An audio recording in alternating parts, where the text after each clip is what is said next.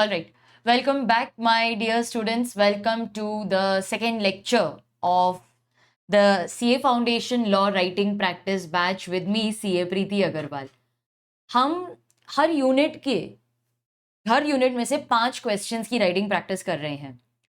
एक क्वेश्चन होगा आपका 2 मार्क्स का, एक 3 मार्क्स, एक 4, 5 और 6 मार्क्स. इस तरीके से हम 5 क्वेश्चंस करेंगे ऑफ डिफरेंट वेटेज, ताकि आपको पता चले कि हर वेटेज में कितना लिखना है, क्वेश्चन पढ़ के ही कौन सा सेक्शन अप्लाई होता है ये कैसे आइडेंटिफाई करना है, एंड प्रोविजंस की वर्डिंग्स क्या होने चाहिए.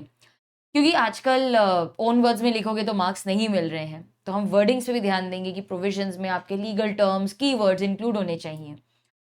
पिछले सेशन में मैंने unit 1 that is nature of contract से 5 क्वेश्चंस का टारगेट रखा था, लेकिन क्योंकि वो फर्स्ट लेक्चर था हमारा, तो हमने ये भी डिस्कस किया था कि आंसर क्या फॉर्मेट में लिखना है, क्या टाइप के क्वेश्चंस आते हैं. मैंने आपको एक डिटेल्ड फॉर्मेट भी एक्सप्लेन किया था, and we could solve only the first 3 questions. तो पहले 3 क्वेश्चंस हमने डिस्कस किए थे, मैंने आपको आंसर्स भी बताया था. आप इनको अटेम्प्ट करके मुझे भेजो फॉर चेकिंग, ठीक है. हमारी डिस्कशन को आगे बढ़ाते हैं, and we will discuss question 4 and 5, जो अब 5 और 6 मार्क्स की वेटेज का है. स्टूडेंट्स, इस बैच में आप एनरोल कर सकते हो by visiting my website capreetyagarwal.com. Paid batch है, क्योंकि मैंने आपको पहले भी बताया था that this is not just writing practice batch, it is also writing practice plus test series. हम writing practice तो कर ही रहे हैं, लेकिन आप ये मुझे लिख के भेजोगे and I will check your answers, ठीक है. तो writing practice के साथ साथ आपको feedback भी मिलेगा कि सही लिख रहे हो कि नहीं, कैसे improvement करनी चाहिए, कहाँ पर गलत जा रहे हो. All that feedback will be given to you, so you send the PDF to me for checking. Okay? चलो, यूनिट 1 से ही कंटिन्यू करते हैं. These are all new questions. ये आपको कोई भी प्रीवियस ईयर के MTP, RTP पास्ट एग्जाम में नहीं मिलेगा.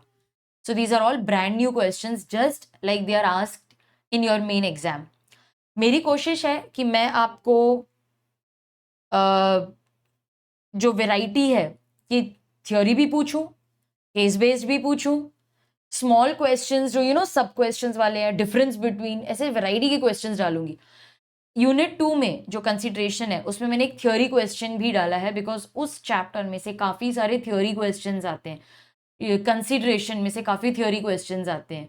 सो we are going to practice writing the theory question also. Okay, चलो तो डिस्कस कर लेते हैं क्वेश्चन 4 एंड 5. आज का मेरा टारगेट है कि क्वेश्चन 4 एंड 5 हमारा कंप्लीट हो ही जाना चाहिए. Students, I am going to now write full length answers with you. क्योंकि देखो, एक बार आपको समझ में आ गया ना कि कैसे लिखना है, तो फिर आप खुद से मैनेज कर पाओगे, खुद भी लिख पाओगे. तो लास्ट टाइम मैंने आपको हिंट्स दिए क्योंकि मैं इनकरेज करना चाहती थी कि आप खुद ही लिखो, बिकॉज जब तक मैं आपके ओरिजिनल आंसर्स नहीं देखूंगी, मैं आपको मिस्टेक्स कैसे बताऊंगी. जैसे कल ही एक स्टूडेंट का मुझे आंसर लिख के आया था, मैंने डिस्कस किया था आपके साथ में, फिर उसने मुझे लिख के भेजा. अगर फर्स्ट डे से ही मैं आपको बोलूँ ये पूरा लेंथ ऑफ आंसर है, आपको ऐसे ही लिखना है, तो आप सोचोगे कैसे? How will you start framing? और मुझे कैसे पता चलेगा कि आपकी अभी की राइटिंग प्रैक्टिस क्या है, मतलब आप अभी आंसर्स कैसे लिखते हो. तो इसीलिए लास्ट लेक्चर में मैंने आपको सिर्फ हिंट्स ही दिए थे कि ऐसे लिखते हैं, ऐसे लिखते हैं. आई वॉन्टेड टू सी कि आप फिलहाल फ्रेमिंग कैसे कर रहे हो. तो मुझे कल स्टूडेंट्स के आए थे आफ्टर द लेक्चर, फिर मॉर्निंग में भी आए. तो एक स्टूडेंट को मैंने कॉल किया और मैंने उसको बोला, भाई तूने लर्न किया है ना? बोलते नहीं मैम, मैंने सिर्फ कॉन्सेप्ट समझ लिया. मैंने बोला ऐसे कैसे चलेगा, ऐसे नहीं लिखना आता. मैं आपको बाद में व्हाट्सएप करूंगी कि उसने आंसर क्या लिखा. 4 लाइन उसने लिख दी प्रोविजंस में, वो भी मतलब क्वेश्चन से कुछ रिलेटेड ही नहीं थी. फिर कंक्लूजन लिखी. तो ऐसे अगर आप मुझे आपके ओरिजिनल आंसर्स भेजोगे तभी मुझे मालूम पड़ेगा ना क्या मिस्टेक हो रही है. पहले दिन से ही अगर मैं आपको फुल लेंथ आंसर्स लिखवा दूं, तो आप बोलोगे मैम ये तो हमको समझ में आ गया, खुद लिखने बैठते तो आता ही नहीं है. आप समझ रहे हो कि बैलेंस रखना है हमें. मुझे आपको ट्रेन करना है on how to write the answer, लेकिन मुझे स्पून फीडिंग नहीं करनी है। क्यों? क्योंकि ये क्वेश्चन आप मेरे साथ लिखोगे तो आपको लगेगा हाँ मैम लिखने आ रहा है, लेकिन the minute I give you a question ऐसे अभी खुद सोचो, खुद लिखो, फिर आप अटक जाओगे। फिर राइटिंग प्रैक्टिस बैच का क्या फायदा होगा आपका? फायदा तो तब होगा जब आपको खुद से आंसर्स लिखने को आ जाए। तो मेरा एम यही है कि मैं आपको स्पून फीडिंग ना दूं। तो मैंने क्या सोचा है, फुल लेंथ आंसर्स तो मैं लिखूंगी आपके साथ, लेकिन कुछ ऐसे भी क्वेश्चंस है जो मैं आपको बोलूं अभी खुद करो, अभी मैं नहीं बताऊंगी, अब खुद करो। तो जब खुद सोचोगे, खुद ट्राई करोगे, तभी एग्जाम में मेरे हेल्प के बिना आंसर्स फ्रेम कर पाओगे। आप मुझे एक बात बताओ, अगर मैं आपको आपके साथ फुल लेंथ आंसर्स लिखने लगूं तो आप खुद कब सोचोगे? इसीलिए तो आप अटक जाते हो एग्जाम में, क्योंकि हर जगह पे आपको स्पून फीडिंग मिल रही है। हाँ ये ऐसे लिखो वैसे लिखो, तभी आपको समझ में आ जाता है। आपको लगता है मैम मैंने तो इतने सारे वीडियोस देख लिए, मुझे तो पता है कैसे आंसर लिखने, लेकिन कब जीरो से स्टार्ट किया है? नहीं ना। तो बैलेंस रखेंगे। कुछ क्वेश्चंस में मैं आपको सिर्फ हिंट दूंगी, आपको खुद फ्रेमिंग करनी है।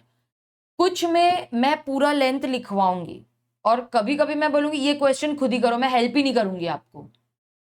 ओके? तो मैं चाहती हूं कि मेरे हेल्प के बिना आप आंसर सोच पाओ, लिख पाओ, फ्रेम कर पाओ। तो मेरे से तो प्लीज स्पून फीडिंग एक्सपेक्ट मत करना। ओके?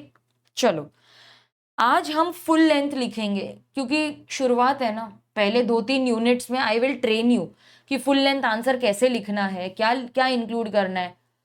ओके? तो we will write the full length answer, फिर धीरे धीरे मैं आपको खुद ही बोलूं अब सोचो, अब खुद लिखो, अब सिर्फ हिंट दूंगी, अब खुद बाकी का लिखो, फिर मैं चेक करूंगी, मैं डिस्कस पूरा करूंगी, लेकिन आप खुद कोशिश करोगे। कुछ एक क्वेश्चन जो मैं बोलूंगी अभी ये खुद से करो, मैं बिल्कुल हेल्प नहीं करूंगी, तभी तो आप सोचोगे ना। मैं चाहती हूं कि आप खुद से सोच के लिखो। ओके?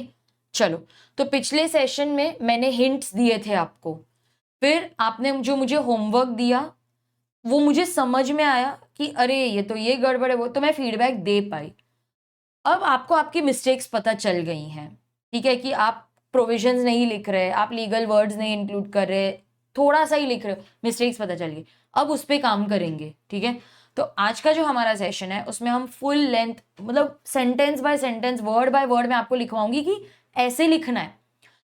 ये वाले सेशन में और अगले सेशन में मैं फुल लेंथ आंसर्स लिखवाऊंगी आगे, ताकि आपको आइडिया आए कि अच्छा इतना लिखना है मुझे, मैंने तो कभी लिखा ही नहीं इतना। तो आपको एक आइडिया आएगा, फिर धीरे धीरे मैं आपको छोड़ती जाऊंगी और आपको खुद कॉन्फिडेंस आता रहेगा टू थिंक कि ये क्वेश्चन आया तो क्लिक होना चाहिए क्या आंसर आएगा, और फुल लेंथ आप खुद फ्रेम कर पाओगे। करेंगे करेंगे, थोड़ा टाइम दो हमें, ठीक है, अभी जस्ट शुरुआत की, एक ही लेक्चर तो हुआ है। ओके चलो, तो आई होप क्लियर है आपको कि मैं जितना स्पून फीडिंग दूंगी ना आपको, आप उतना पीछे जाते जाओगे, आगे नहीं बढ़ोगे, पीछे जाओगे। तो हम थोड़ा सा बैलेंस रखेंगे। आपको समझ में आया कि नहीं, कि कुछ क्वेश्चंस खुद करने हैं, कुछ में मैं हेल्प करूंगी, और कुछ में मैं पूरा ही हेल्प करूंगी, but I will keep a balance. अगर सब मैं ही लिखने लग गई तो यहां पर समझ में आएगा, बाकी नहीं कर पाओगे फिर आप।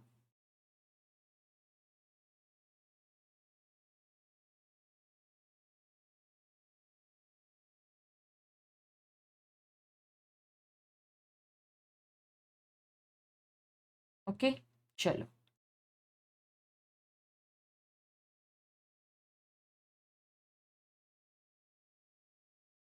1 मिनट, हाँ guys, just let me check मैंने करेक्ट ऑन किया है ना ये।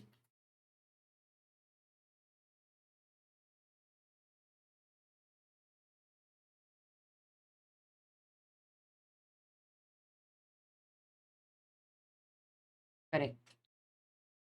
ओके, तो चैट बॉक्स ऑन कर देती हूँ।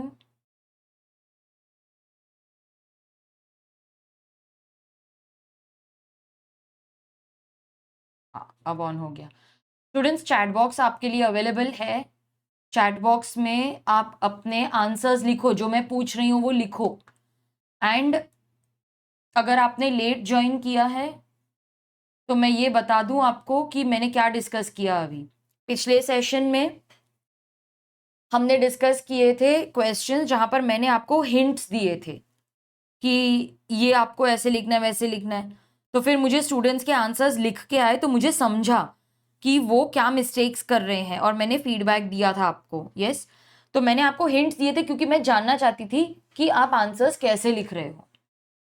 आज हम फुल लेंथ आंसर्स लिखेंगे जहां पर आपको मैं बताऊंगी कि इतना लिखना है, लेकिन मैं बार बार रिपीट कर रही हूं, आई थिंक ये चौथी बार होगा जो मैं बोल रही हूं कि मैं स्पून फीडिंग नहीं देना चाहती आपको, क्योंकि अगर मैंने आपके लिए सारे आंसर्स लिखने लग गई तो यहां पर आपको सब कुछ समझ में आएगा, लेकिन जब एग्जाम में आपको आपको मैं नहीं रहूंगी वहां पे तो आप अटक जाओगे, फिर आपका दिमाग ही नहीं चलेगा क्योंकि आपने कभी कोशिश ही नहीं की खुद सोचने की।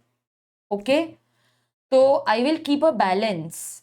कभी कभी मैं सिर्फ हिंट दूंगी, कभी मैं फुल लेंथ आंसर्स लिखूंगी आपके साथ, और कभी मैं बिल्कुल भी डिस्कस नहीं करूंगी, मैं बोलूंगी खुद सोचो, खुद देखो कि आपको आंसर कैसे फ्रेम करना है। ओके, तो हम एक बैलेंस्ड अप्रोच के साथ जाएंगे ताकि इन दी एंड मेरे हेल्प के बिना भी आप खुद से कोई नया क्वेश्चन आ जाए तो आप खुद से सोच पाओ, अरे मैम क्वेश्चन पढ़ा मुझे पता चल गया ये लिखना है। ऑलराइट, चलो, तो कल हमने क्वेश्चन 1, 2 और 3 डिस्कस किया था। आज हम क्वेश्चन 4 डिस्कस करेंगे और जैसा मैंने आपको बताया मैं आपके साथ बैठ के पूरा आंसर लिखूंगी ताकि आपको आइडिया आए, अच्छा इतना लिखना है, हम तो बहुत कम लिख रहे थे, हमने तो ये सोचा ही नहीं लिखना, ये आइडिया आएगा आपको। यूनिट 2 में भी बैठ के मैं पूरे आंसर्स लिखूंगी आपके साथ, फिर मैं धीरे धीरे आपको छोड़ती जाऊंगी, आप खुद इंडिपेंडेंट बनते जाना। ओके, चलो, तो आज का जो हमारा एजेंडा है वो ये है कि क्वेश्चन 4 और 5 पूरी तरह अच्छे से डिटेल्ड आंसर लिखें। ओके, यूनिट 2 का मैंने पीडीएफ ऑलरेडी वो लिंक में अपलोड कर दिया है, तो वो लिंक से आप डाउनलोड करके इसका प्रिंट आउट ले सकते हो और उसमें लिखना स्टार्ट कर सकते हो मेरे साथ, ठीक है। चलो, आज हम सिर्फ क्वेश्चन 4 और 5 ही करेंगे, पूरा करेंगे। कल आप यूनिट 2 का कंसिडरेशन का प्रिंट आउट लेके रखना, कल पूरा यूनिट 2 करेंगे, फुल 5 क्वेश्चंस करेंगे। कल क्या फर्स्ट लेक्चर था तो मेरा आधा आधा रह गया, अभी मुझे ऐसा नहीं करना है कि 2 क्वेश्चन अभी करूं फिर आधा कंसिडरेशन भी कर लूं, 2 क्वेश्चन कंसिडरेशन के भी कर लूं, मुझे वो नहीं करना है, आधा आधा नहीं करना है। मैं चाहती हूं एक लेक्चर में पूरा एक यूनिट हमारा कंप्लीट हो ही जाए। ओके, तो आज वैसे मेरा प्लान था कंसिडरेशन करने का, लेकिन मैंने अभी सोचा कि नहीं, एक लेक्चर में पूरा कंसिडरेशन करूंगी तो बेटर है, ठीक है। तो आज हम 4 और 5 करेंगे, पूरा फुल लेंथ लिखेंगे आप मेरे साथ में। प्रिंट आउट नहीं है तो नोटबुक में लिखो। ओके, चलो रीड करते हैं। फिर मैं चाहती हूं कि पहले आप मुझे थोड़ा सा बताओ कि मैम ये सेक्शन है, ये अप्लाई होगा, ये लिखना है, फिर क्या लिखना है वो मैं बताऊंगी आपको, बट मुझे आंसर आप ही से चाहिए। चैट बॉक्स में मुझे सब आंसर्स लिखेंगे। ओके, चलो क्वेश्चन रीड करते हैं, अच्छे से करते हैं। Mister Advait saw a newspaper advertisement by Classic Watches offering a rare vintage timepiece for 50,000 to the first person who sends a written acceptance by post। ठीक है, तो ये केस में अद्वैत ने एक एडवर्टीजमेंट देखी कि एक रेयर विंटेज टाइम पीस, मतलब एक रेयर क्लॉक वॉच 50,000 में मिल रही है। रेयर है, विंटेज है, पुराने जमाने की, आजकल मिलती नहीं है, 50,000 में मिल रही है। जो भी सबसे पहले एक्सेप्टेंस देगा वॉच उसकी। अब आपके माइंड में चलना चाहिए, क्या ये ऑफर है या ये इनविटेशन टू ऑफर है। चलाओ, अपना दिमाग चलाओ। अद्वैत immediately posted his letter of acceptance on 20th March at 10 a.m. On March 21st, Classic Watch sends an email revoking their offer। वो लोग क्या बोल रहे हैं कि we have already sold this watch to a walk in customer. दिमाग चलाओ, मैंने वर्ड्स हाईलाइट कर दिए हैं, आपके दिमाग में आना चाहिए कि कौन से सेक्शन और प्रोविजंस अप्लाई होंगे। मैंने वर्ड्स हाईलाइट किए, देखो क्वेश्चन रीड करते समय ऐसे वर्ड्स को आइडेंटिफाई करो जो आपको हिंट देंगे कि कौन सा सेक्शन अप्लाई हो रहा है, ठीक है। तो सबसे पहला हिंट आपको ये 2 सेंटेंस में मिलना चाहिए, मैं बताऊंगी पर पहले खुद सोचो। he immediately posted a letter of acceptance. Then on 21st March revocation का आ गया क्योंकि हमने ऑलरेडी बेच दिया था. Advait's letter reached the shop on 22nd of March. And now he insists that there is a binding contract the moment he emailed the letter. He mailed the letter. ठीक है. अब बताओ, अब मुझे चैट बॉक्स में लिख के बताओ, दो चीजें बताओ. सबसे पहला, कौन सा सेक्शन और क्या प्रोविजंस हमको यहां लिखना है. पहले आइडेंटिफाई करके बताओ कि कौन से प्रोविजंस इधर अप्लाई होंगे. चलो बताओ.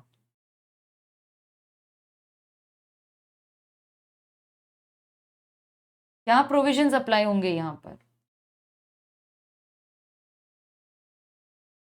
सेक्शन याद नहीं, कोई बात नहीं, मुझे प्रोविजंस बताओ. सोचो, रॉन्ग तो रॉन्ग, लेकिन आंसर करो.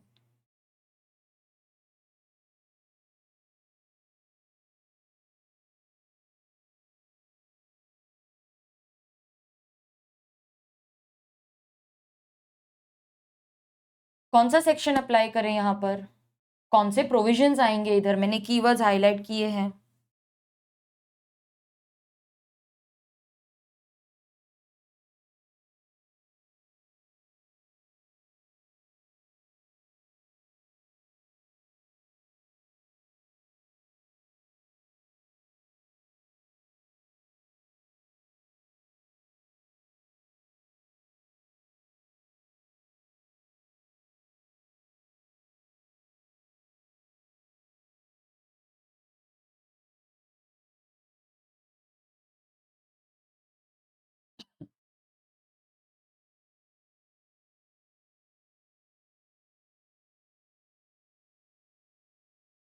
यस, टेल मी, कौन से प्रोविजंस अप्लाई करोगे.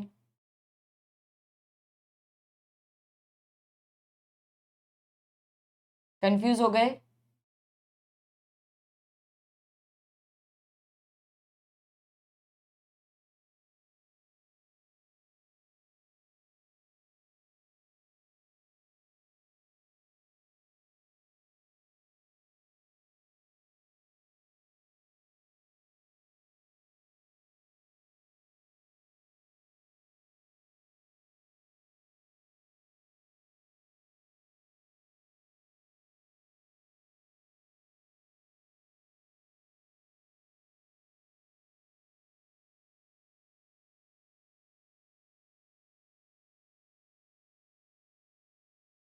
यस, कौन से प्रोविजंस अप्लाई करेंगे हम. Section 4 and 5 of the Indian contract act. क्या बताता है वो. Communication of offer and acceptance. कैसे पता चलेगा कि communication of offer and acceptance का क्वेश्चन है ये. देखो, Advait immediately posted his letter of acceptance. उसने पोस्ट कर दिया. और हमने यही बोला था ना कि if the parties are sitting face to face then there is no gap in communication. But if the parties are at distinct places and the communication is taking place via letters, तो section 4 और 5 apply होता है. Communication of offer and acceptance. तो ये case में ये जो word है posted, his letter of acceptance, फिर he sent an email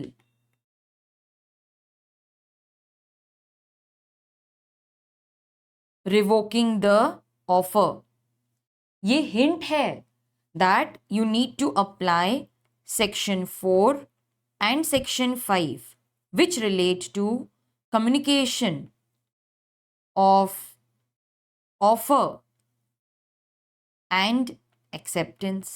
okay, तो ये प्रोविजंस अप्लाई करेंगे, communication of offer and acceptance. अच्छा, मुझे ये बताओ, क्या ये चीज ऑफर है या इनविटेशन टू ऑफर है, ये आपको कैसे समझेगा. ऑफर है या इनविटेशन टू ऑफर है, ये कैसे समझेगा.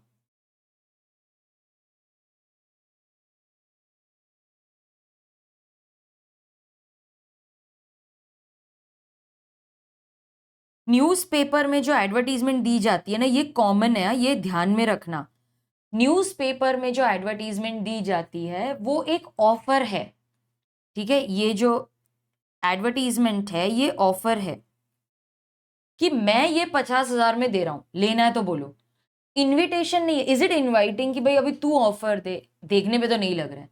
तो न्यूज़पेपर में एडवर्टीजमेंट दे दी कि ये हम बेच रहे हैं, इस प्राइस पे बेच रहे हैं, लेना है तो बताओ। तो ये एक्चुअली में ऑफर है।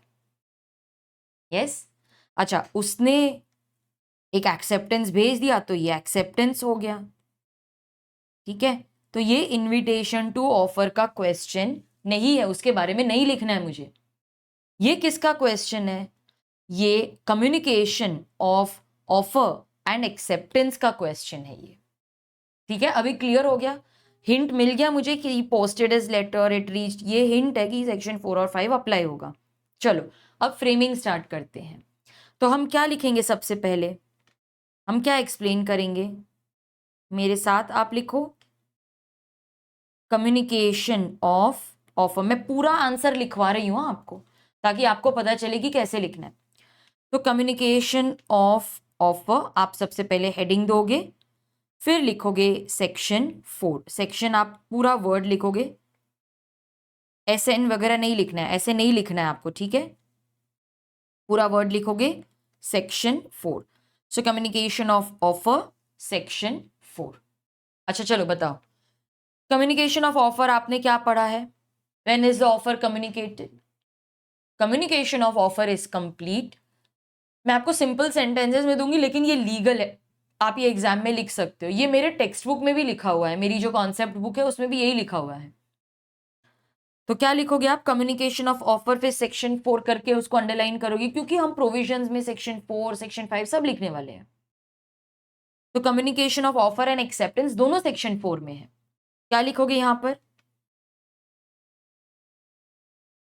Communication of offer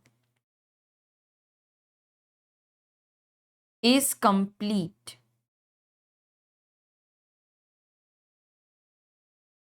as against offerer। अब मिस्टर अद्वैत ने एडवर्टीजमेंट पढ़ी, ये ऑफर ही है, इसने ऑफर थोड़ी ना दिया है। क्लासिक वॉच ने ऑफर दिया है, ये ऑफरर है। Okay, so when is the communication complete as against the offerer? when it comes to the knowledge of offeree. Ma'am इतना सब तो रेलेवेंट भी नहीं है, फिर हम क्यों लिख रहे हैं? थ्योरी लिखना है ना, थ्योरी लिखना है। आप ऐसे भी लिख सकते हो, when it comes to the knowledge of the person to whom it is made, वो भी लिख सकते हो।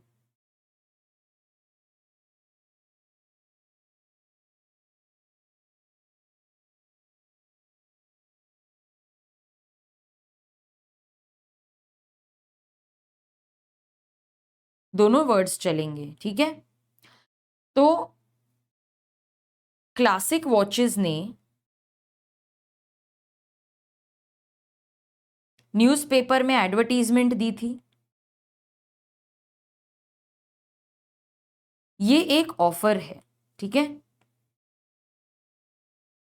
अब अद्वैत ने वो पढ़ लिया, उसको नॉलेज मिल गई।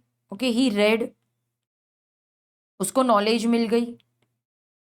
ऐसा नहीं है न्यूज़पेपर आके उधर ही पढ़ा था, उसने पढ़ा न्यूज़पेपर, उसको नॉलेज मिल गई, ऑफर के बारे में पता चल गया।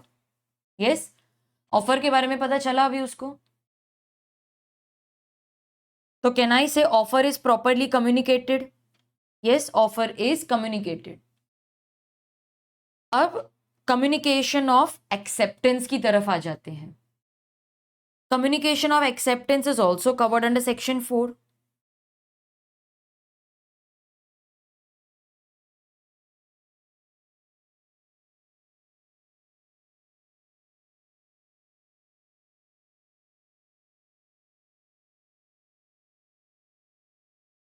So when is communication of acceptance complete as against? Communication of acceptance is complete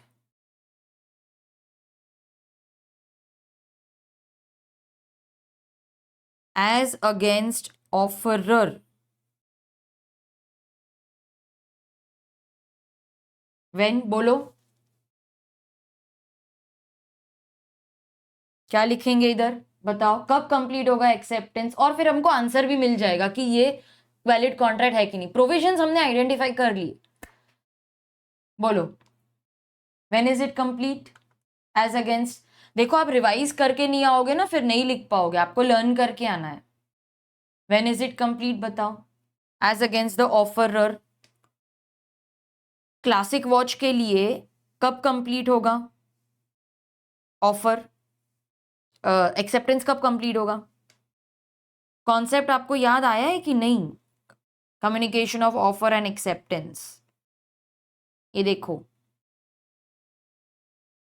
classic watch ने ऑफर दिया, जैसे ही अद्वैत ने उसको पढ़ लिया, नॉलेज मिल गई, ऑफर कम्युनिकेट हो गया।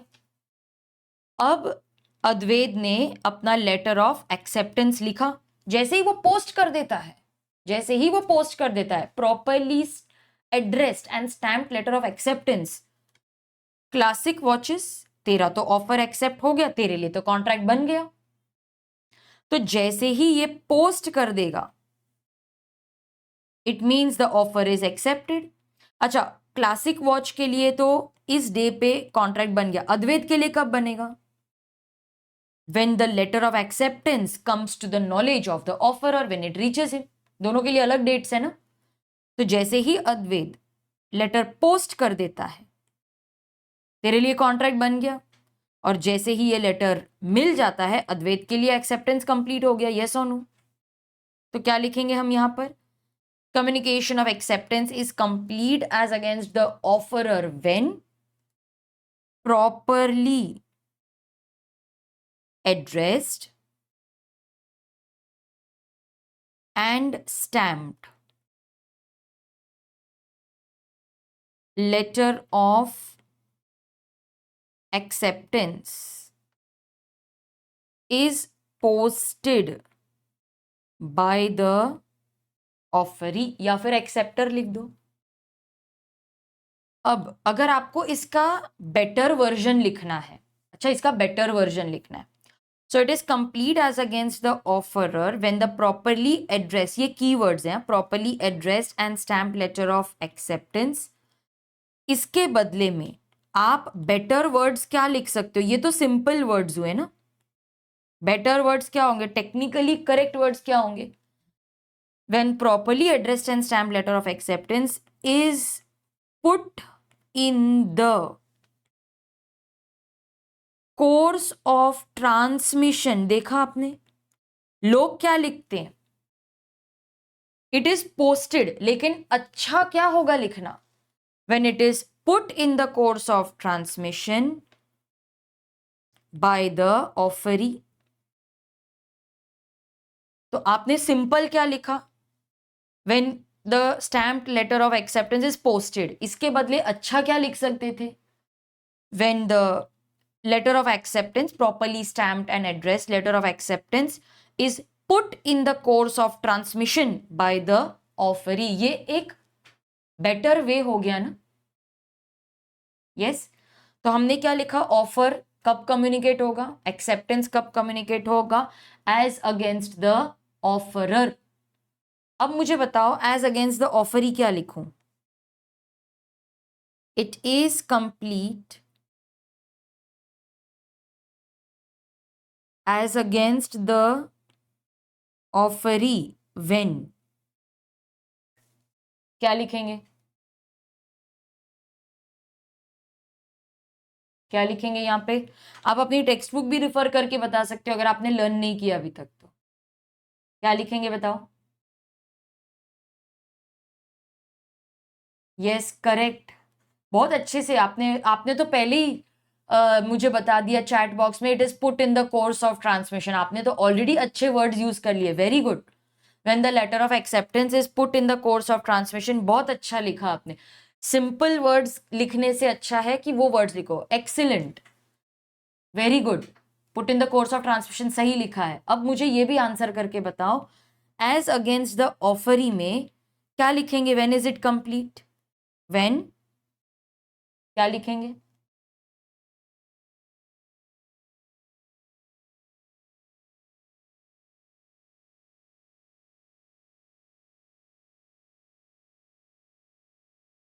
Very good, very good, excellent, बहुत सही। मतलब अच्छे वर्ड्स लिखे हैं आपने, जैसा लिखना चाहिए था वैसे ही लिखा है। व्हेन लेटर ऑफ एक्सेप्टेंस, चलो लिखेंगे, व्हेन लेटर ऑफ एक्सेप्टेंस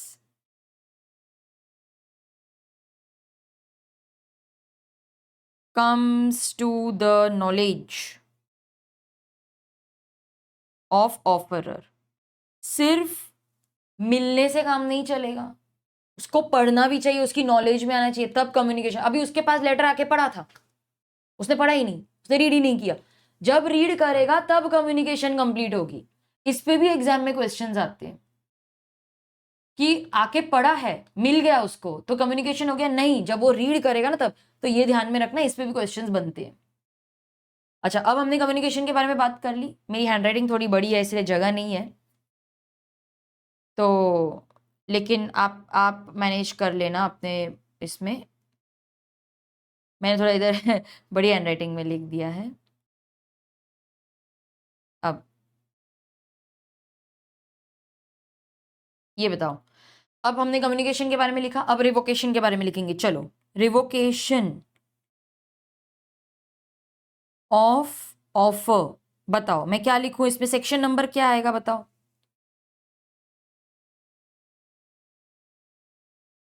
क्या लिखेंगे हम यहां पर? रिवोकेशन ऑफ ऑफर कब कंप्लीट होगा, कब कर सकते हैं, सॉरी, कब कर सकते हैं? क्यों मैम रिवोकेशन के बारे में क्यों लिख रहे हैं हम?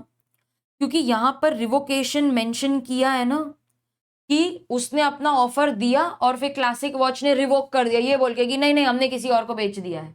तो वो रिवोकेशन के बारे में लिख रहे हैं, इसीलिए मुझे थ्योरी में भी लिखना पड़ेगा। तो रिवोकेशन ऑफ ऑफर कब होगा?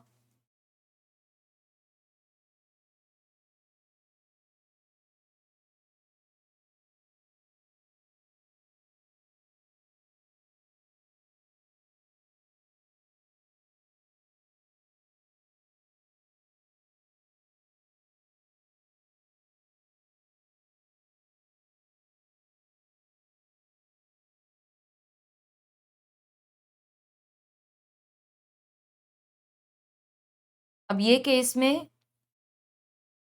क्लासिक वॉच ने ऑफर दिया, इसने पढ़ा, ऑफर कम्युनिकेट हो गया, फिर अद्वैत लेटर पोस्ट कर देता है, ठीक है, letter of acceptance is put in the course of transmission, मतलब पोस्ट करता है तब एक्सेप्टेंस होगा। तो can I say offeror can revoke any time before the letter is posted, before it is put in the course of transmission? Yes, before it is complete as against the offeror, before the letter is posted. तो क्या लिखेंगे? It may be revoked at any time before communication of acceptance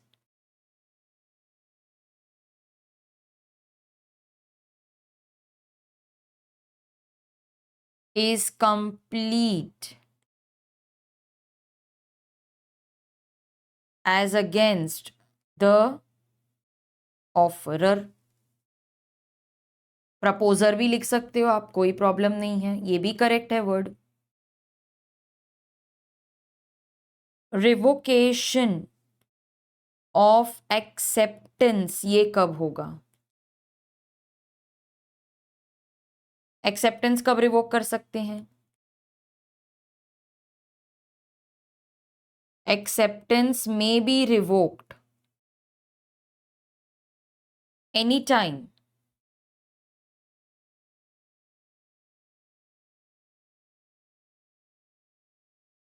before the communication of acceptance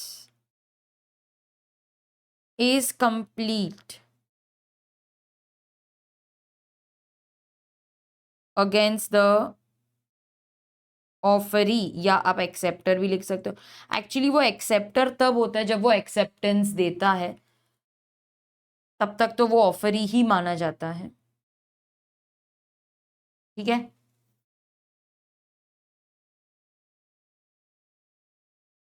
facts of the case you can write in your own words, ये तो आप वैसे भी own words में ही लिखना है। एनालिसिस में क्या लिखेंगे अब यहां पर? अब देखो, अब एनालाइज करते हैं। ठीक है, हमने प्रोविजंस तो लिख दी, अभी एनालाइज करेंगे। चलो, क्या लिखा है यहां पर? अद्वैत ने अपना लेटर पोस्ट कर दिया ऑन 20th ऑफ मार्च। ठीक है, 20th ऑफ मार्च। जैसे ही वो लेटर पोस्ट कर देता है, क्लासिक वॉच, तेरा तो ऑफर एक्सेप्ट हो गया। जैसे ही उसने लेटर पोस्ट किया, तेरा तो ऑफर एक्सेप्ट हो गया।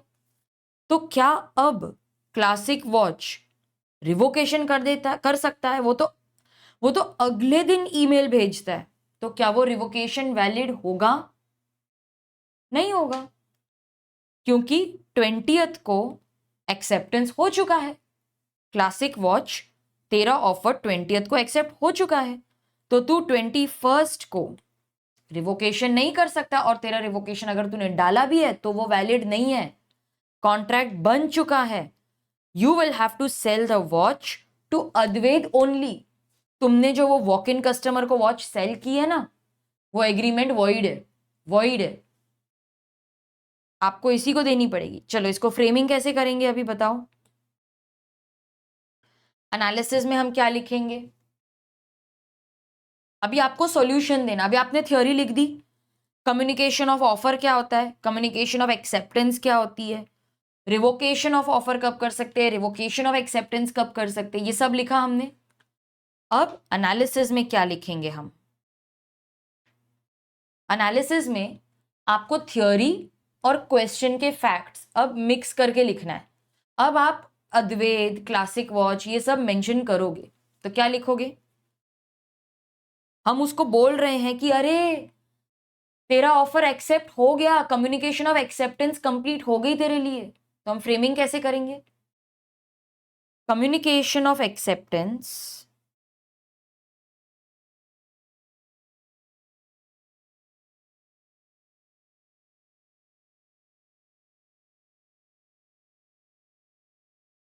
is complete as against the offerer। अब नाम लिखो, क्लासिक वॉच। ओके, आपको चाहिए तो आप ये नहीं भी लिख सकते हो, ये नहीं भी लिखोगे तो चलेगा, आप सीधा क्लासिक वॉच लिखोगे तो भी चलेगा। कभी कंप्लीट होता है? द मोमेंट मिस्टर अद्वैत, आप मेरे साथ लिख रहे हो, आई गो थोड़ा slow. As soon as he posted the letter of acceptance, या फिर आप लिख सकते हो he put it in the course of transmission, लेकिन इतना कॉम्प्लिकेट अभी मत करो, आपने लिख दिया ना कि आपको वर्ड्स आते हैं। when he posted the letter of acceptance on 20th March। ठीक है,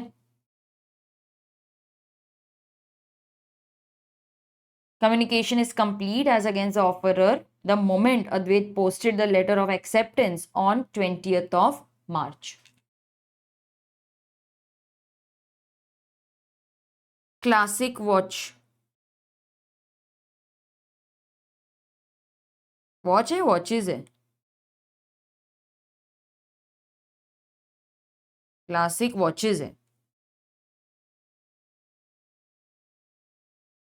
क्लासिक वॉचेज इज बाउंड, क्योंकि उसके लिए कॉन्ट्रैक्ट हो गया। देखो अभी आप क्यों लिख रहे हो, ये क्यों लिख रहे हो he is bound by the contract? क्योंकि ऑफर जब एक्सेप्ट हो जाता है तो हम बताना चाहते हैं classic watch you are bound by the offer, तेरे लिए कॉन्ट्रैक्ट बन गया। तो पहले हमने क्या लिखा कि एक्सेप्टेंस कब कंप्लीट हुआ? जैसे ही अद्वैत ने लेटर पोस्ट किया। अरे क्लासिक वॉच, तेरा कॉन्ट्रैक्ट बन गया।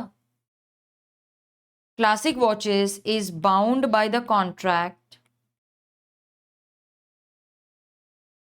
एज सून एज, या फिर आप लिख सकते हो the instance. Okay, as soon as as soon as a properly addressed and stamped letter of acceptance is posted by Mr. Advait.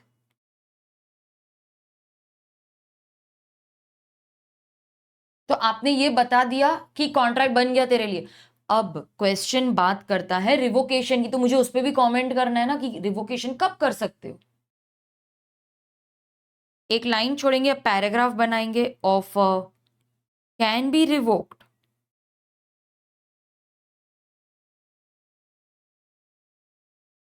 Okay, offer can be revoked only before the acceptance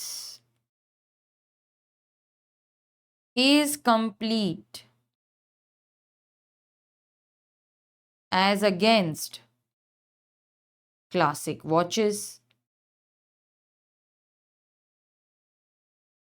that is before 20th of March।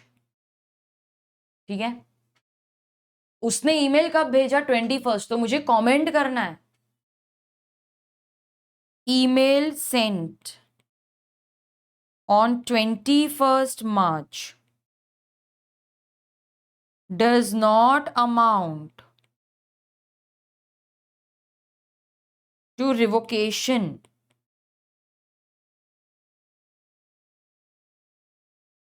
of revocation of offer। वो revocation नहीं है।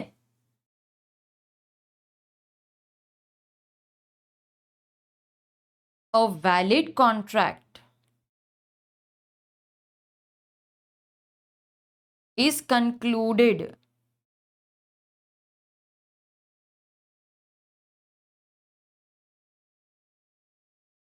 between Classic Watches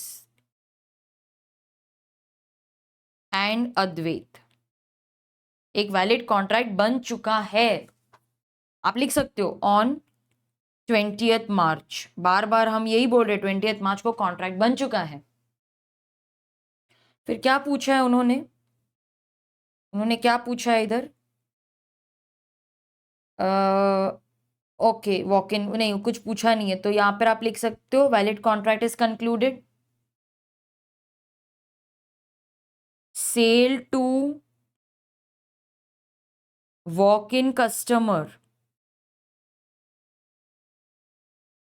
is not valid. ठीक है, ये जो walk in का है उसको वैलिड नहीं है। ये आपका एनालिसिस होगा।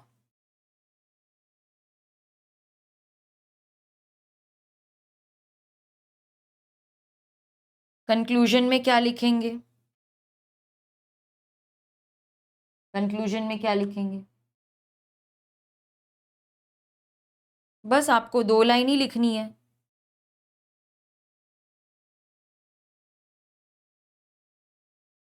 Contract with Mr. Advait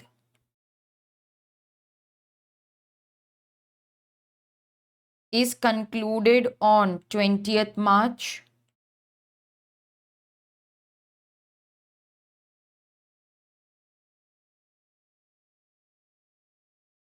revocation of offer is not valid।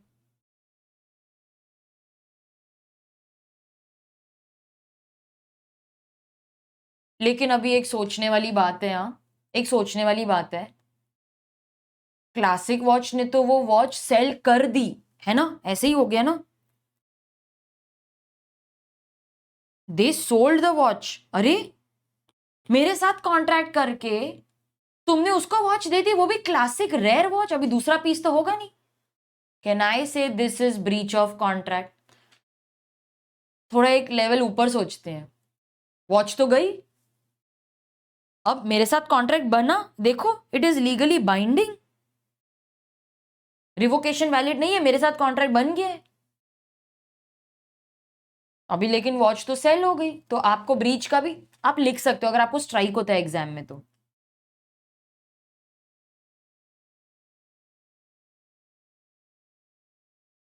failure to deliver the watch amounts to breach of contract by classic watches.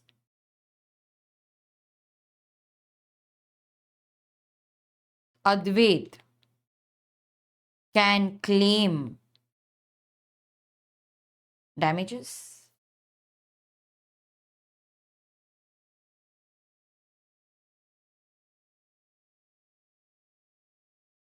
Specific performance भी ले सकता है। अगर वो बोलेगा कि डैमेजेस लेकर मैं क्या करूं, वो तो मुझे कहीं और से मिलेगा ही नहीं, ये तो रेयर है।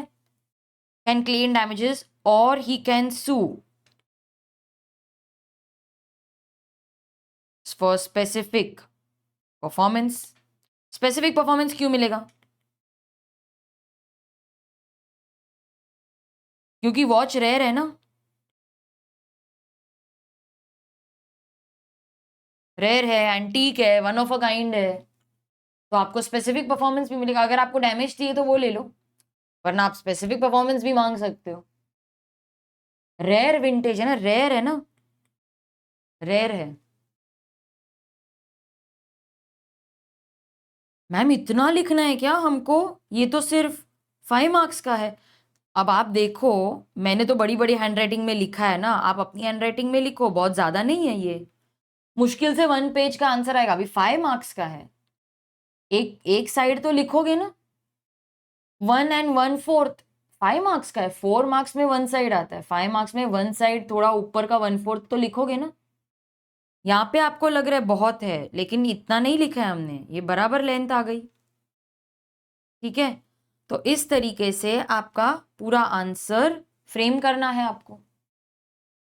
समझ में आया? चलो नेक्स्ट क्वेश्चन कर लेते हैं। रीड करो पहले, चलो नेक्स्ट क्वेश्चन रीड करो और मुझे बताओ। आप मुझे हिंट बताओ, कैसे समझेगा कौन सा क्वेश्चन, कौन सा सेक्शन अप्लाई कर रहा है, हिंट दो। हम रीड करेंगे साथ में, लेकिन आप भी बताओ कैसे समझेगा कौन सा कॉन्सेप्ट अप्लाई करना है।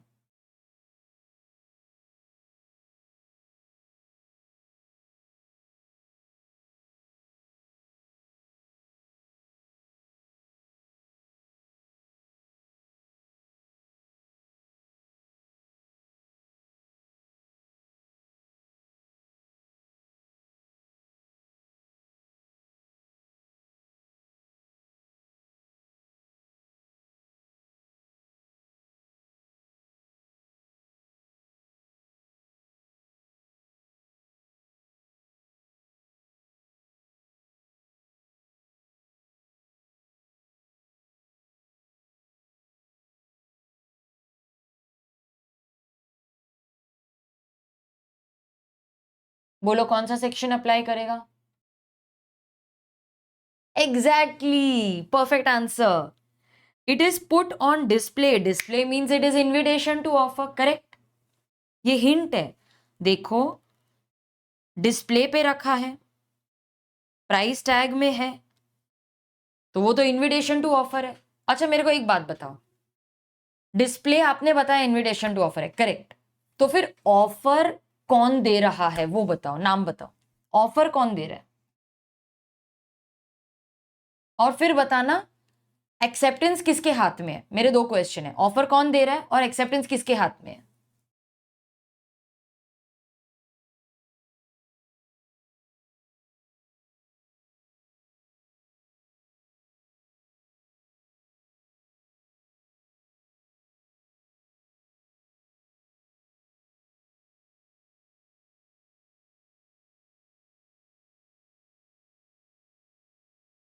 करेक्टली आइडेंटिफाई किया हुआ है इसने कि डिस्प्ले जो है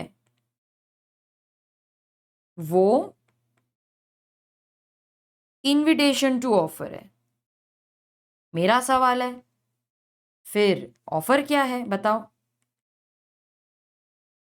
और फिर मेरा सवाल है एक्सेप्टेंस क्या होगा।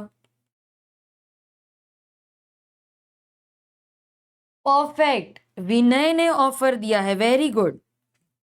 विनय ने ऑफर दिया है एंड जो शॉपकीपर है ना, ओनर, उसके हाथ में एक्सेप्टेंस है। परफेक्ट। अच्छा, अब मेरा एक और सवाल है, क्या ये शॉपकीपर रिफ्यूज कर सकता है टू सेल?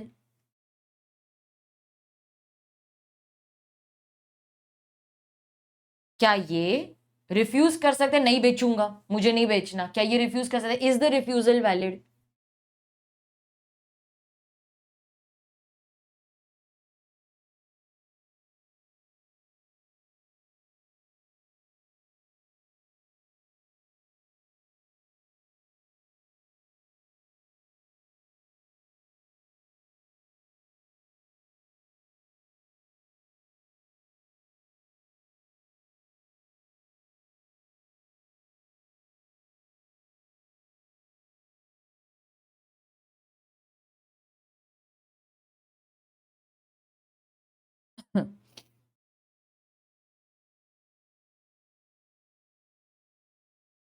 क्या वो रिफ्यूज कर सकता है?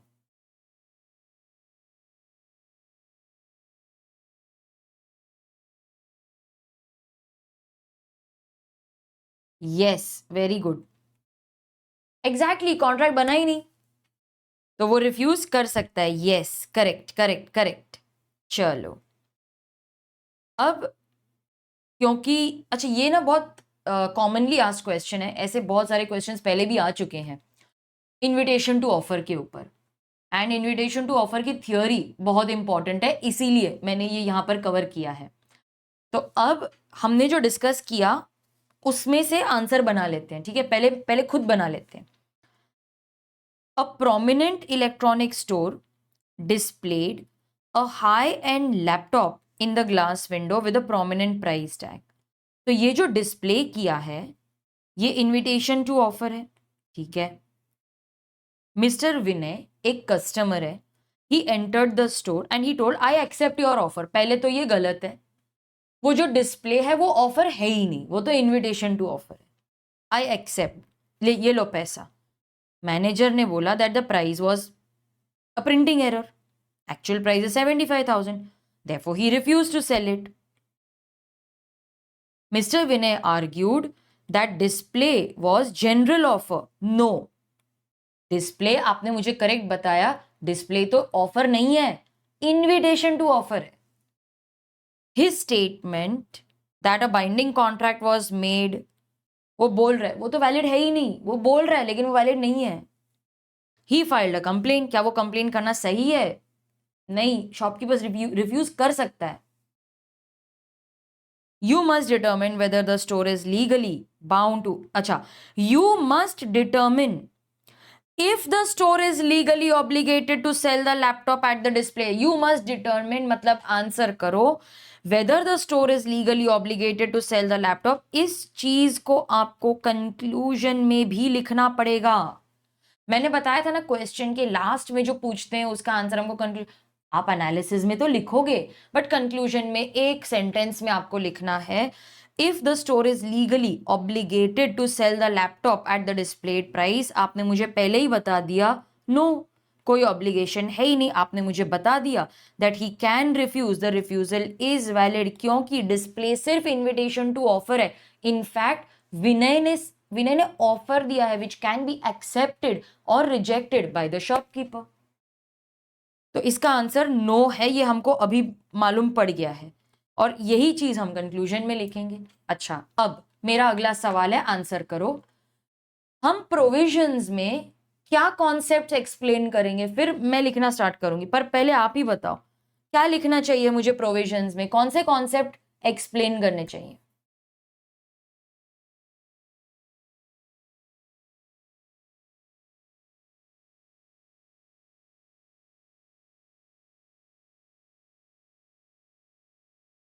प्रोविजंस में मैं क्या एक्सप्लेन करूं?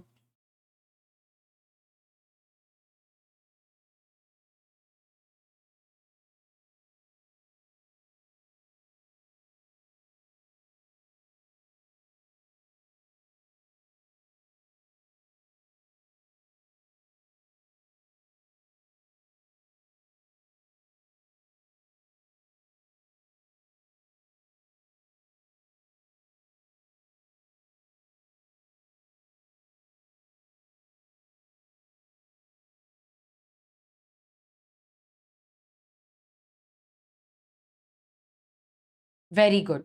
Invitation to offer and offer की डेफिनेशन लिखेंगे, परफेक्ट।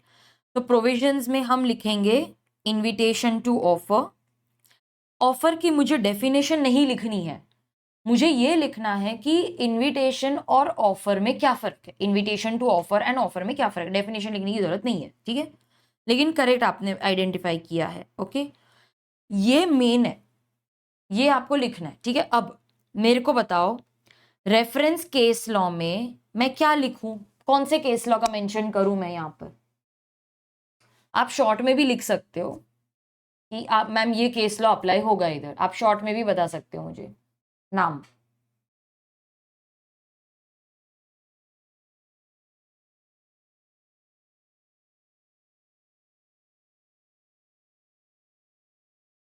रेफरेंस केस लॉ में मुझे क्या लिखना है।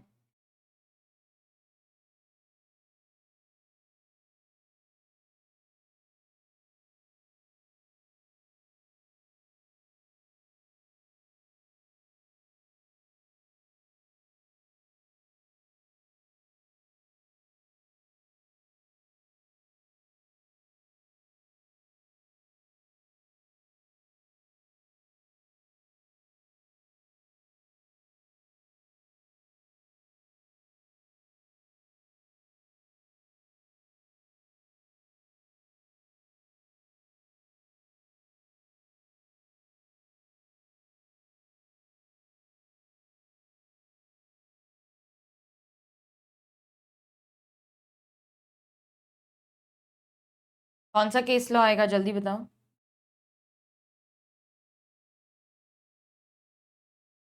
फार्मास्यूटिकल, स्पेलिंग पे ध्यान दो।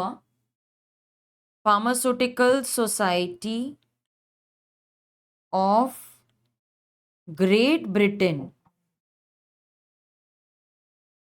वर्सेस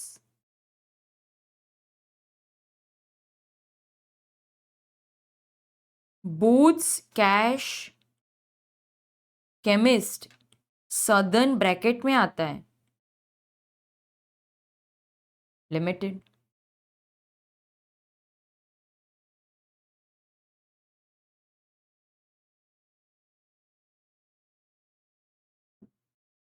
ठीक है, ये आपको लर्न करना ही है और ये लिखना ही है आपको एग्जाम में, ये कंपलसरी है, ठीक है। चलो अब आंसर फ्रेमिंग स्टार्ट करें। Invitation to offer and offer, इसमें ना पहले तो मैं ये बता देती हूँ स्टूडेंट्स क्या मिस्टेक करते हैं। वो 4 लाइन लिख के छोड़ देते हैं, नहीं, इसमें बहुत सारी थियोरी है। ये 6 मार्क का क्वेश्चन है, इसमें आपको जो भी मैंने दिया है ऑफर, इनविटेशन टू ऑफर, उसकी पूरी थ्योरी लिखनी है। क्या लिखेंगे बताओ। सबसे पहले हम लिखेंगे that offer is definite. Short sentences लिखो, कोई प्रॉब्लम नहीं। Offer is definite, it is capable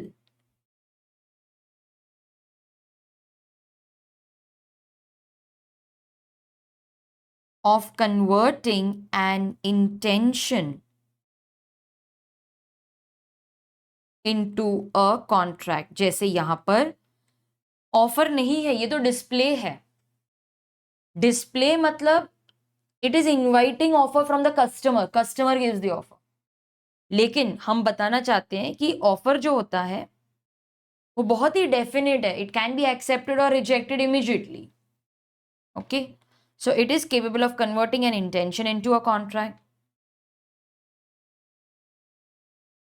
Offer can be accepted or rejected immediately. It is an expression, मैं कुछ नया नहीं लिख रही, ये मेरे नोट्स में आपके पास ऑलरेडी है। It is the final expression of willingness to be bound as soon as it is accepted.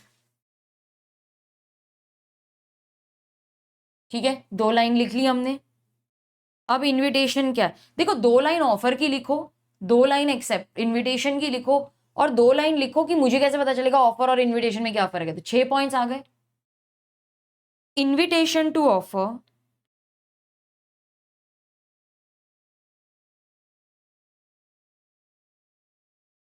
is only a circulation of offer.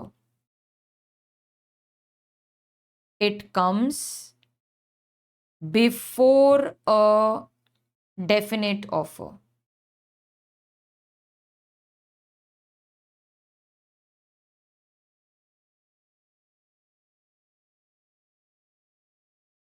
ठीक है, it merely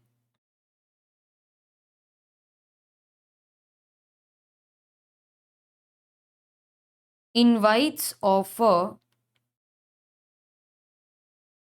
from the other person.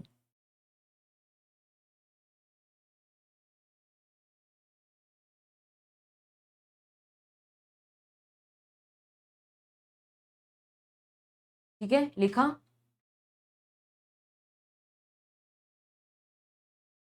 मेरे बुक में ये भी लिखा है that where a party without expressing his final willingness proposes certain terms on which he is willing to negotiate, then it is invitation to offer. आप वो sentence भी लिख सकते हो अगर आपको लर्न हो रहा है तो, वरना ये तो सफिशिएंट है।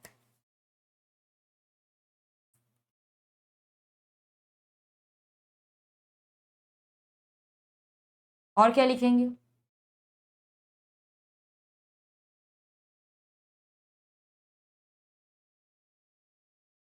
इनविटेशन टू ऑफर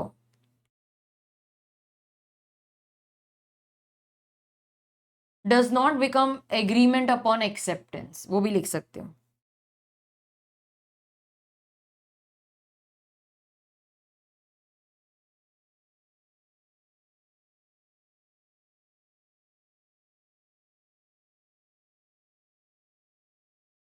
मुझे कैसे पता चलेगा कि ये ऑफर है या इनविटेशन टू ऑफर है? मेरे को कैसे पता चलेगा बताओ?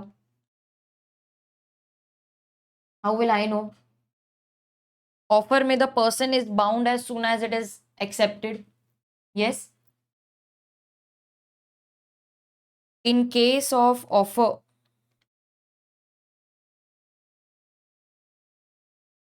offerer is bound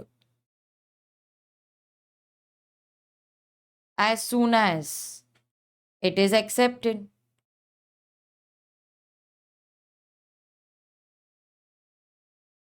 इनविटेशन कैसे पता चलेगा आपको? when a person intends to do some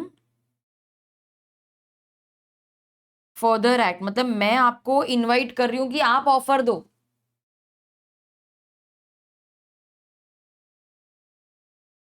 before he is bound. आप ऐसे भी लिख सकते हो, ही intends for the other person to do some further act before he is bound, then he is said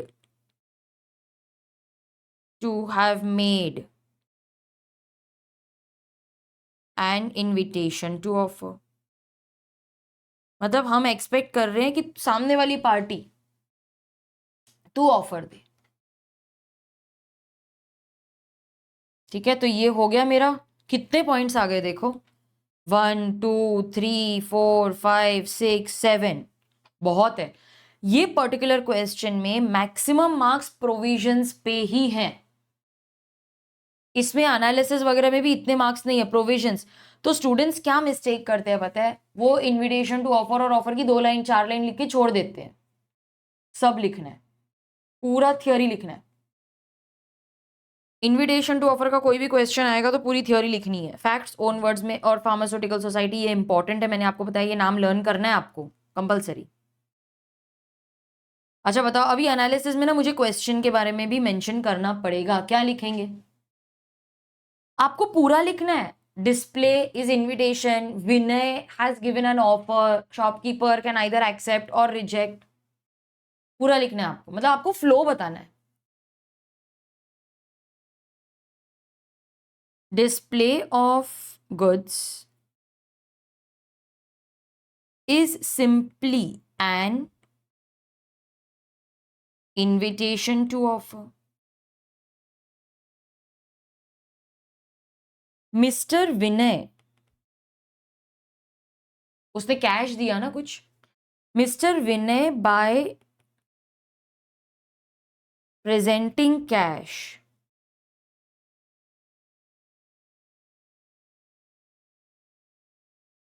has made an offer which can be either accepted or rejected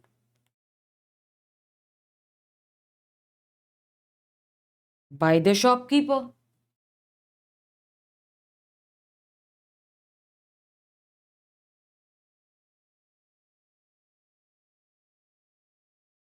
Yes. In the given case,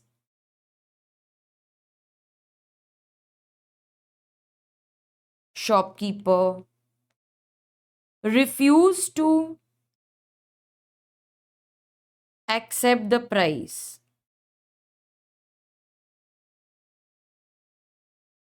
and sell the, क्या है, goods कौन से हैं? Laptop. He refused to accept the price and sell the laptop.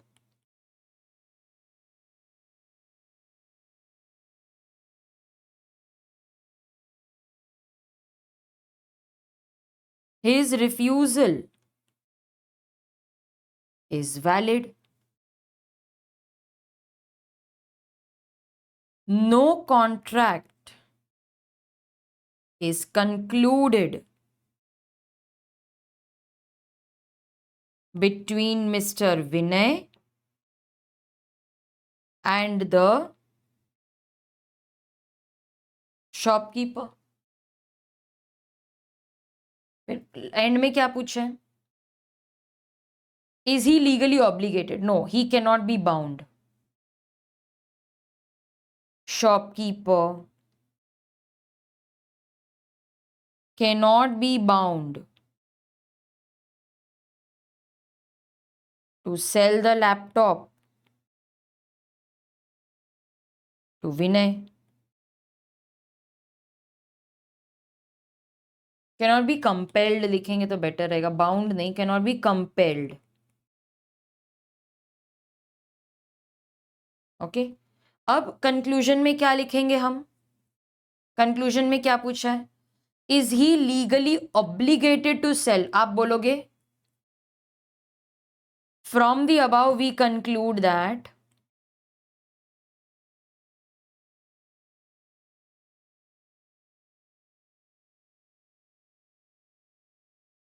shopkeeper is not legally obligated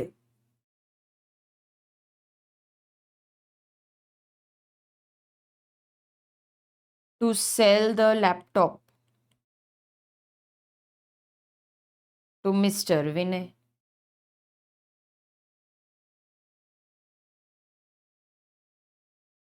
आप लिख सकते हो there is no contract therefore he is not bound, आप रीजन दे सकते हो.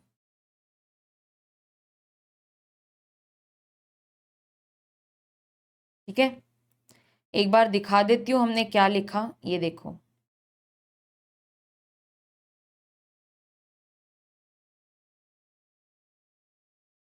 फिर हमने फार्मास्यूटिकल सोसाइटी लिखा और ये एनालिसिस एंड कंक्लूजन. ओके, तो 2 क्वेश्चंस पूरी तरह से हमने आंसर किए. यस, तो आई होप आपको क्लैरिटी मिल रही होगी कि कितना लिखना चाहिए। एक्चुअली में इतना लिखना है, और स्टूडेंट्स क्या लिखते हैं, 4 लाइन, इसीलिए बोलते हैं मार्क्स नहीं मिले। ये पूरा लिखना है आपको। ऑलराइट, मॉडल आंसर मैंने दिया है, मेरा आंसर थोड़ा उससे इधर उधर हो सकता है, बिकॉज मैंने थोड़ी ना ये सेम टू सेम लिखा है, हम लोग डिस्कस कर रहे हैं वो लिखा है ना, थोड़े वर्ड्स इधर उधर होंगे बट मोर और लेस आंसर वही है। ओके, कोई डाउट है इसमें? If you have any doubt please ask.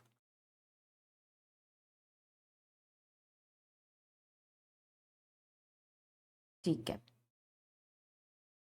समझ में आया कैसे लिखना है? यस, डिड यू अंडरस्टैंड कैसे, क्या एक्सपेक्टेशन है एग्जामिनर की?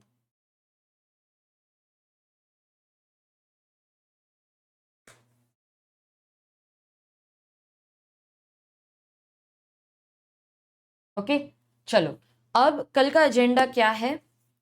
कल का हमारा एजेंडा है कि हम कंसिडरेशन के क्वेश्चंस करेंगे, अगेन 5 क्वेश्चंस। तो अब हम ट्रैक पे आ गए, एक लेक्चर में एक पूरा यूनिट फिनिश करना है हमें, ठीक है? तो कल हमारा एजेंडा है 2 marks, 3 marks, 4 marks, 5 marks, 6 marks सब लिखना है। मैंने ऑलरेडी ये शेयर कर दिया आपके साथ, प्रिंट आउट लेके रेडी हो जाओ। थ्योरी क्वेश्चन भी है कल, तो अच्छे से लर्न करके रखना, कंसिडरेशन का चैप्टर लर्न करके रखना। ओके, स्केड्यूल मैं शेयर करूंगी आपके साथ डेली, ये डे पे ये करेंगे वो, तो अभी पूरा डेली स्केड्यूल आपके साथ आएगा स्टडी लीव के साथ। ऑलराइट, चलो बाय गाइस, कल सेम टाइम पे मिलेंगे। Okay, same time tomorrow, consideration unit अच्छे से लर्न करके रखना। ऑलराइट, चलो बाय एवरीवन।